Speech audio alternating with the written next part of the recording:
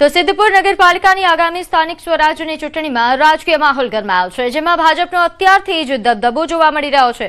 Ward number 7 અને 8માં ભાજપના 3 ઉમેદવારો બિનહરીફ વિજેતા જાહેર થતા પક્ષમાં ઉત્સાહનો માહોલ છે, જ્યારે બીજી તરફ કોંગ્રેસના સુપડા સાફ થતા હોય તેવું જણાઈ રહ્યું છે। ખાસ કરીને વોર્ડ નંબર 1, 7 અને 8માં કોંગ્રેસે એક પણ ઉમેદવાર મેદાનમાં ન ઉતારતા હવે મોટાભાગની બેઠકો પર ભાજપ અને અપક્ષ ઉમેદવારો વચ્ચે સીધો જંગ ખેલાશે। કુલ 36 બેઠકોમાંથી 33 બેઠકો પર 81 ઉમેદવારો પોતાનું નસીબ આજમાવશે, જેમાં અપક્ષ ઉમેદવારોની સંખ્યા કોંગ્રેસ કરતાં પણ વધુ હોવાથી રસાકસી ભરી ચૂંટણી થવાના એંધાણ છે।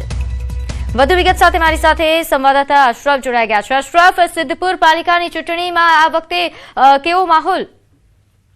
બિલકુલ પ્રીતિ, સિદ્ધપુર નગરપાલિકાની સ્થાનિક સ્વરાજની ચૂંટણીનો માહોલ ગરમાશે, ત્યારે મતદાન પહેલા જ ક્યાંક ભાજપે પોતાની પકડ મજબૂત કરી હોય તેવું દેખાઈ રહ્યું છે, કારણ કે બીજી તરફ કોંગ્રેસની સ્થિતિ પણ નબળી જોવા મળે છે। ચૂંટણીના પરિણામો હજુ જાહેર થયા નથી, પરંતુ તે પહેલા જ ભાજપના 3 ઉમેદવારો બિનહરીફ ચૂંટાઈ આવ્યા છે, જેમાં વોર્ડ નંબર 7માં પ્રીતિબેન મોદી ભાજપમાંથી, જ્યારે વોર્ડ નંબર 8માં વર્ષાબેન પટણી અને જીગર ઠાકોર મહત્વની। જી અશરફ, આભાર માહિતી આપવા બદલ। સમાચારોમાં